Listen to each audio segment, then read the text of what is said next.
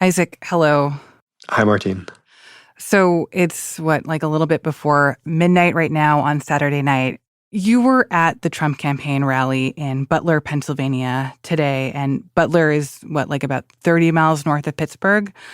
I know that you've covered so many Trump rallies over the years. In the late afternoon, before this unthinkable scene unfolded, was there anything that stood out to you? Yeah, the things that stood out about this Trump rally for most of the afternoon were how big it was, and the other thing was just how hot it was. It was outdoors. It was really sunny. It was 90 degrees. You had a lot of people pretty eagerly awaiting his arrival, which was about 45 minutes, 50 minutes late. Please welcome the next president of the United States, President Donald J. Trump. And I'm proud to be an American. So then Trump starts speaking, and after a few minutes, he turns to his right and starts describing this chart showing immigration statistics. Take a look at that chart. Take a look at the arrow on the bottom. See the big red arrow, right? So that's when I left office. That was the lowest And point. before we go any further, I want to give a quick warning to listeners that we're going to talk through some of this tape from this moment that might be disturbing to hear. But the moment is around 6:15 p.m. when the pops begin. If you want to really see something that's said, take a look at what happened.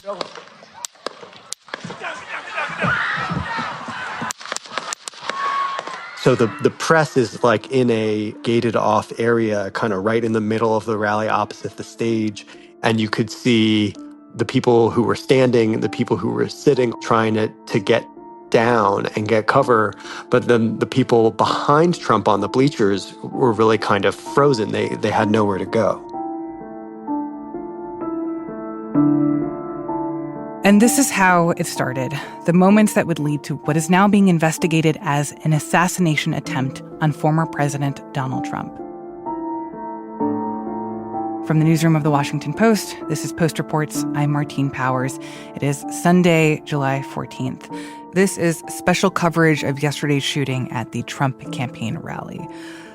Former President Trump is safe. He arrived in New Jersey at Newark Airport early this morning. One of his staffers posted a video of him exiting a jet and walking down the stairs from the plane's door. The FBI last night described the investigation that is underway at a news conference held with the Pennsylvania State Police. This is FBI Special Agent Kevin Rojek with the Pittsburgh field office. This evening we had what we're calling an assassination attempt against our former president, Donald Trump. One spectator at the rally was killed, and at least two others are critically injured, all of them adult males. The suspected shooter is also dead. The FBI says that the shooter was a 20-year-old man from Bethel Park, Pennsylvania, named Thomas Matthew Crooks. According to Pennsylvania's voter status records, he was a registered Republican. A U.S. official speaking on the condition of anonymity said the shooter used an AR-15-style semi-automatic rifle. Our colleagues at the Post have been using video, accounts from law enforcement, and witness testimony to recreate the scene and how this all played out. And as we understand it now, the shooter is believed to have been on the roof of an office building, which was outside the security perimeter for the event. If you were facing Trump, this was off to the left, about 400 feet from where Trump was standing. At one point during the news conference I mentioned a second ago, a reporter asked whether law enforcement was surprised that a sniper was able to get off a handful of shots at Trump. Here's how Special Agent Rojek replied. We're still working through the security apparatus that the Secret Service had in place, what potentially happened. There's going to be a long investigation into exactly what took place and how the individual was able to get access to the location, what type of weapon he had. All that is really days, weeks, and months of investigation. He was able to get off like 4 or 5 shots. It is surprising, but again, to get all the details of that will come out later in the investigation. The Secret Service was not at that news conference. Officials say they don't yet know what motivated the shooter, but for now, they believe he acted on his own. This was Lieutenant Colonel George Bivens of Pennsylvania State Police. At this time, we have no reason to believe that there is any other existing threat out there. We are doing everything we can to make sure that this is thoroughly investigated, and that if there is any information developed that anyone else was involved, that between PSP and the FBI, that will very quickly be followed up on. Of course, this is a fast-moving story, and there's a lot that we still don't know. But we wanted to bring you what we know so far as soon as possible. You'll hear from someone who attended this rally, as well as a Washington Post photographer who was standing feet from the former president when this all happened. But first, we'll go back to my conversation last night with my colleague, national political reporter Isaac Arnsdorf, about when it was clear that something was very wrong.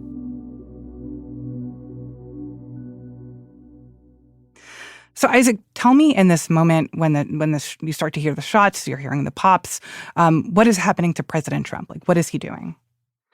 So he reaches for his ear. It almost looks like he's like swatting a fly. And then he seems to realize what's actually going on, and he kind of hunches and starts to crouch down. And at that point, the Secret Service, there are usually Secret Service agents who are stationed right around him, and they all rush to kind of surround him and get on top of him. And then there's another burst of gunshots, which, we don't totally know, but sounded like and spatially seemed to be possibly the police shooting back. And there was a cloud of smoke just off of the stage briefly.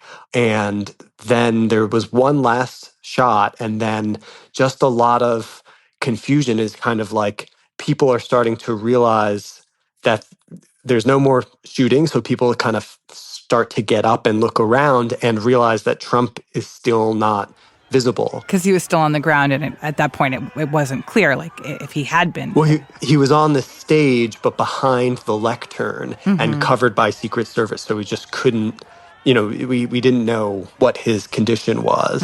And then he finally stood up with their assistance, so kind of being held up by the agents. And you could see that he had blood on his face, and he raised a fist and said, "Fight."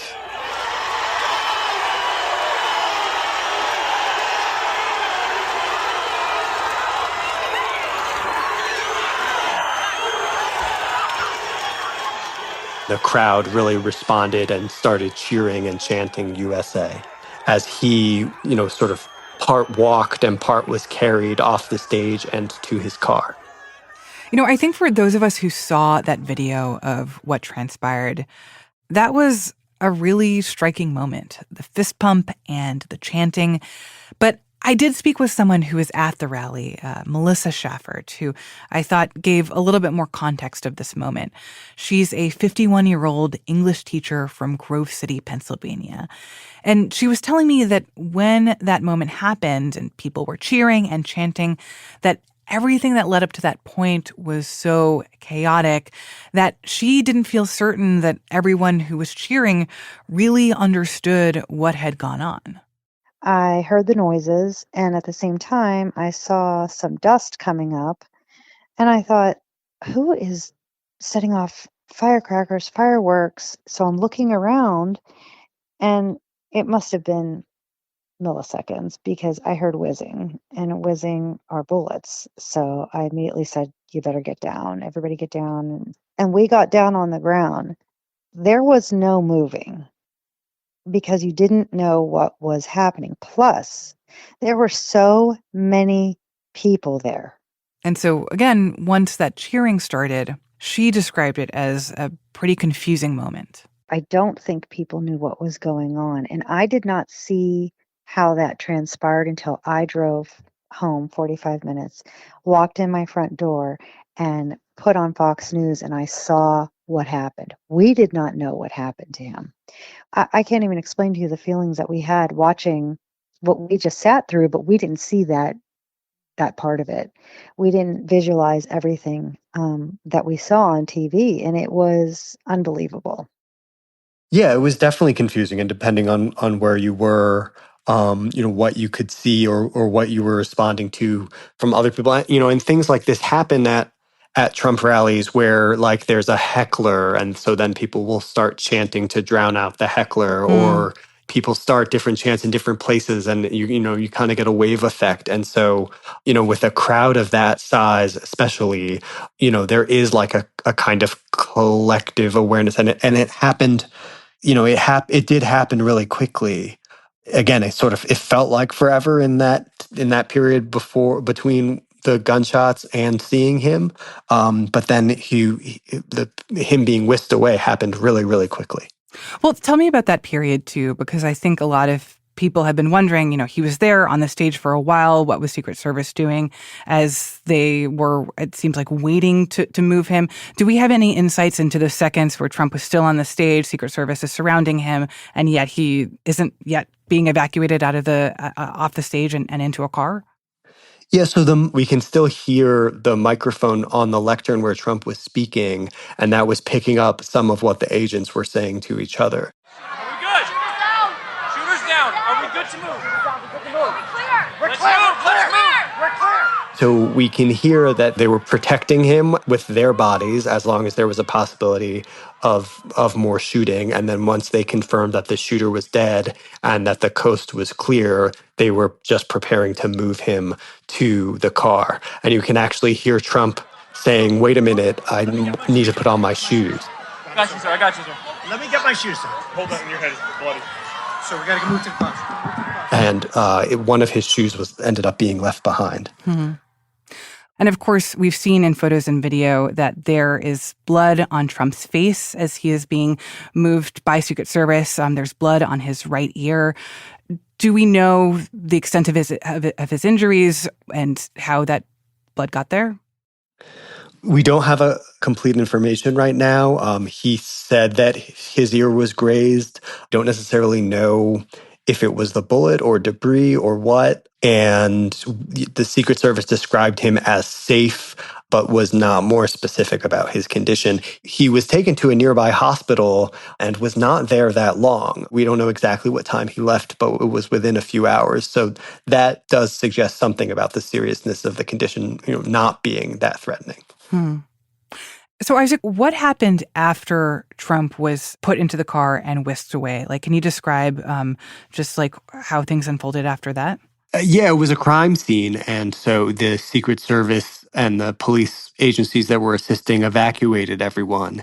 And it really went kind of amazingly orderly. People walking calmly. No one was trampled. I mean, the only exception was, as people, I mentioned how the press is kind of right in the middle, surrounded, and as people kind of turned around and passed by, there were some number of people who were taking it out on the press who they saw there. What do you mean by that? Like taking it out on the press? Well, in quite ugly terms, blaming the media for what happened. And that was, every Trump rally has like a performative jeer at the fake news. And some days it's more threatening than others. This one was very explicitly very threatening.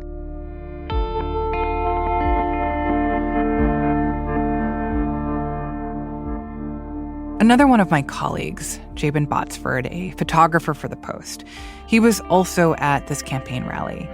And he was just a few feet away from the former president as this whole scene was unfolding.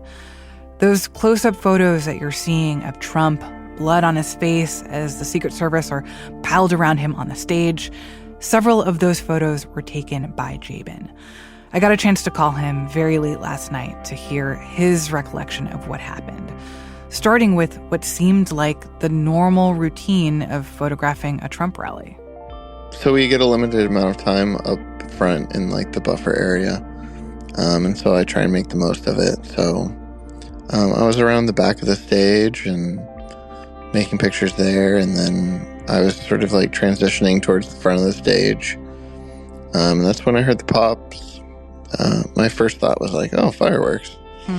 But then I saw, Secret Service running, and I quickly realized that, no, somebody's shooting a gun, and probably in my general direction. Once I sort of realized, that it was shots, I knew I needed to, keep making pictures. I'm thinking back to the moment of just, immense amounts of adrenaline pumping into my body all of a sudden. And I knew that, this was history happening right in front of me. And I knew I needed to make a picture. So I went forward, not backwards.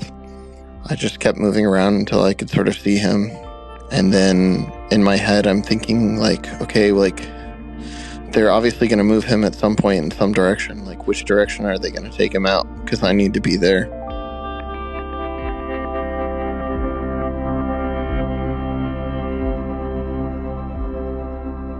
After the break, we'll go back to Isaac and hear more about the reaction to Saturday's shooting and how the campaigns are responding to this act of violence. We'll be right back.